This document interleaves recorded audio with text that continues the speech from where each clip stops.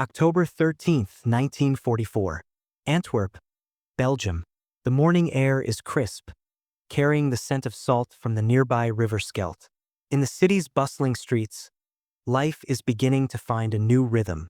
Just 5 weeks earlier, the British 11th Armored Division had swept through these roads, liberating the city from 4 years of German occupation.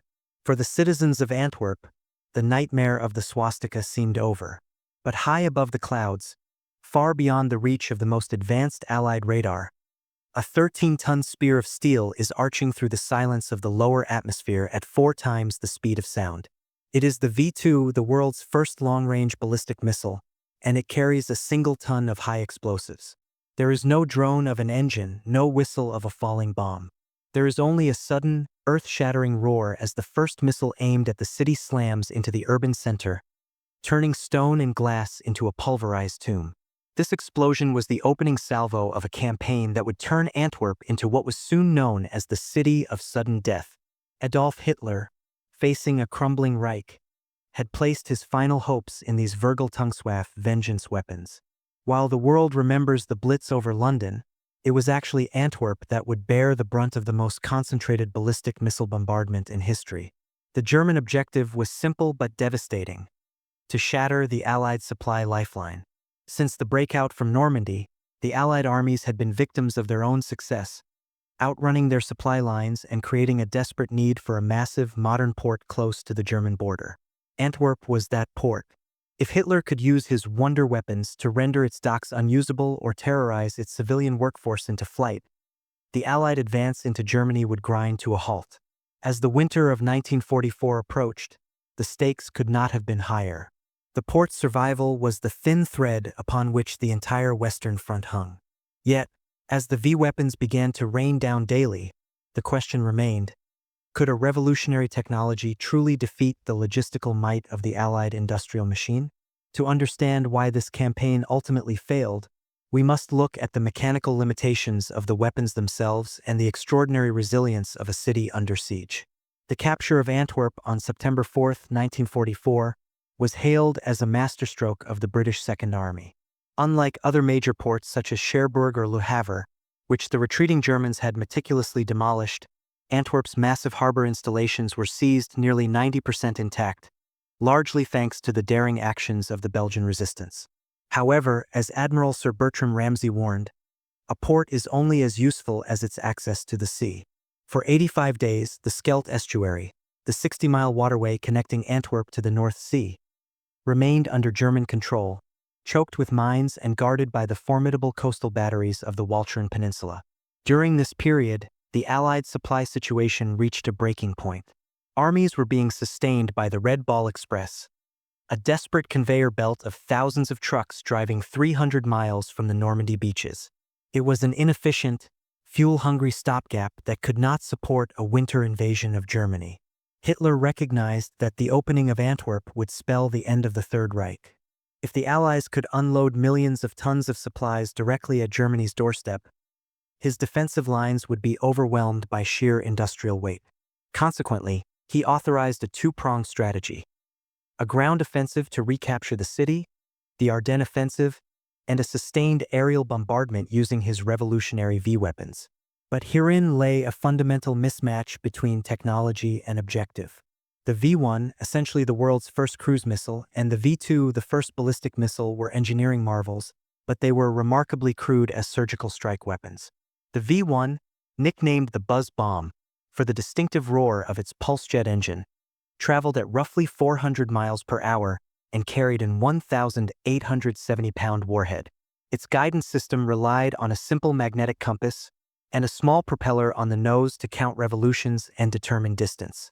Once the distance was reached, the engine cut out and the bomb dived. The V-2 was even more advanced and far more terrifying. This 13-ton rocket reached the edge of space before plunging back to Earth at 3,500 miles per hour, well above the speed of sound. Because it was supersonic, there was no warning, only the impact and a massive explosion of 2,200 pounds of amytal. Yet, for all their sophistication, neither weapon possessed a precision guidance system. They were area bombardment tools, capable of hitting a city the size of Antwerp but incapable of targeting a specific dockyard lock, a single ship, or a vital crane. Of the 1,610 V-2 rockets that would eventually strike Antwerp, the vast majority would miss the port facilities entirely, landing instead in the residential and commercial hearts of the city. Faced with this unprecedented robotic onslaught, the Allied High Command realized that conventional air defense would not suffice to save Antwerp's docks. In response, they established a massive anti-aircraft umbrella known as Antwerp X, commanded by Brigadier General Claire H. Armstrong. This was no mere collection of gun batteries. It was a joint American, British, and Polish force of over 22,000 personnel utilizing the most secretive and sophisticated technology of the era. The primary shield against the V-1 was the SCR-584 radar, which could automatically track incoming missiles and feed precise firing data to the guns. This was paired with the Revolutionary Variable Time, or VT, proximity fuse. Unlike standard fuses that required a direct hit or a preset timer, the VT fuse contained a tiny radio transceiver that would detonate the shell as soon as it detected the metal hull of a V-1 nearby. The impact of this Wizard War technology was staggering. While initial kill rates were modest, by the end of the campaign, Armstrong's gunners were intercepting an incredible 98% of V-1s targeted at the port. However, the V-2 remained the invisible killer. Because it descended from the stratosphere at supersonic speeds, there was no defense. No radar could track it fast enough for an intercept, and no gun could fire high enough to stop it. On December 16, 1944, the very same day Hitler launched his ground offensive in the Ardennes, Antwerp suffered its darkest hour. At 3:20 in the afternoon, while over 1,000 people were packed into the Rex Cinema to watch the Hollywood Western The Plainsman, a V-2 rocket fired from the Netherlands struck the roof directly. The massive explosion obliterated the building and 10 surrounding structures in seconds. The carnage was horrific.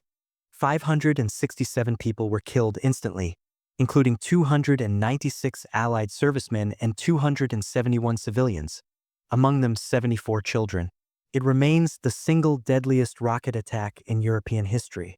Yet, even as the city of sudden death mourned, the logistical mission at the docks never wavered.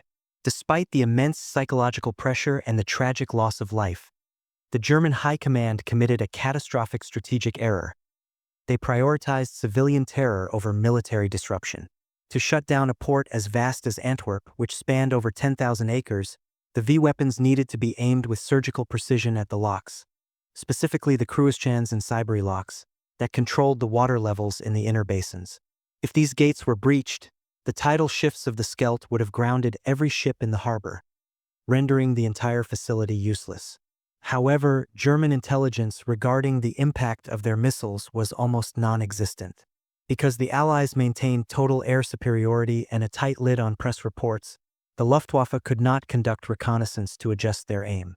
Consequently, German batteries continued to fire at the mean point of impact, which usually fell in the densely populated residential areas of the city center rather than the industrial periphery of the docks. The resilience of the Allied Logistics Corps was equally decisive. The Supreme Headquarters Allied Expeditionary Force, SHAEF, took proactive measures to mitigate the risk of a lucky hit. General Dwight D. Eisenhower ordered that highly volatile ammunition ships should be diverted to smaller, less efficient ports like Cherbourg or Le Havre to prevent a single V-2 hit from triggering a catastrophic chain explosion that could level the entire waterfront. This forced a slight delay in the delivery of some munitions, but it ensured that the Lifeline remained intact. On the ground, the work at the docks became a display of grim determination. Even as V-2s impacted just blocks away, Belgian dockworkers and U.S. Army port companies continued to unload an average of 25,000 tons of supplies every single day. By December 1944, at the height of the Battle of the Bulge, the port was actually increasing its throughput, moving the fuel, food, and shells that would eventually starve the German offensive of its momentum. Furthermore, the Antwerp X defenses were so effective against the V-1 that they essentially neutralized Hitler's most numerous weapon. Of the 8,696 V-1s launched toward the Antwerp area, only a tiny fraction struck the city itself, and even fewer hit the harbor. This left the V-2 as the only viable threat, But with its high cost and low production rate, Germany simply could not fire enough of them to overwhelm the port's redundancy. The V-weapons were a technical triumph but a logistical failure. They could kill thousands of people, but they could not kill the port. As the winter of 1945 deepened, the city of sudden death remained a grim testament to the limits of technological terror when stripped of tactical precision. While the German Ardennes offensive had been blunted and pushed back by late January, Hitler's obsession with Antwerp did not diminish. In fact, the intensity of the V-weapon strikes increased as the German ground forces retreated, as if the rockets were the only remaining way for the Reich to strike at its tormentors. By February 1945, the average daily impact rate remained alarmingly high, but the strategic window for these weapons had effectively closed. The Allies had successfully established a vast logistical network that no longer relied solely on the initial, fragile flow of goods. They had built a surplus that the intermittent and scattered rocket strikes could not hope to deplete. The British 21st Army Group, supported by the massive intake at Antwerp, was already preparing for Operation Plunder, the crossing of the Rhine. The end for the V-weapon campaign came not from a silver bullet defense against the V2, but from the relentless advance of Allied ground forces. British and Canadian troops, having cleared the Scheldt earlier, were now pushing deep into the Netherlands and Western Germany, systematically capturing the mobile launch sites that haunted the Belgian skies. By March 1945, the launch batteries in The Hague and the wooded areas of northwestern Germany were being forced to retreat further east, eventually putting Antwerp out of the V2's 200-mile range. The final V2 to strike Belgian soil landed on March 27, 1945, ending a 6-month ordeal that had seen over 4,000 V-weapons launched at the city and its surroundings. When the dust finally settled, the statistics told a story of immense human suffering but total military failure. Over 3,700 civilians and Allied service members had been killed in the Antwerp area alone, and nearly 90,000 properties were damaged or destroyed. Yet, through this firestorm, the port had never closed for a single day. The supply lifeline had stayed open because Hitler had chosen to prioritize the psychological collapse of a population over the physical destruction of a port's infrastructure. He had gambled that a revolutionary weapon could bypass the need for air superiority and tactical intelligence, only to find that industrial-scale logistics, backed by the sheer courage of dockworkers and soldiers, could absorb the blows of even the most advanced rockets. The V-weapons failed because they were the weapons of a regime that had lost its ability to see the battlefield clearly, choosing instead to strike blindly into the dark. If you found this deep dive into the city of sudden death and the failure of Hitler's wonder weapons insightful, please consider subscribing to the channel and hitting the like button to support our historical research. Your support helps us continue to bring these forgotten chapters of World War II to light.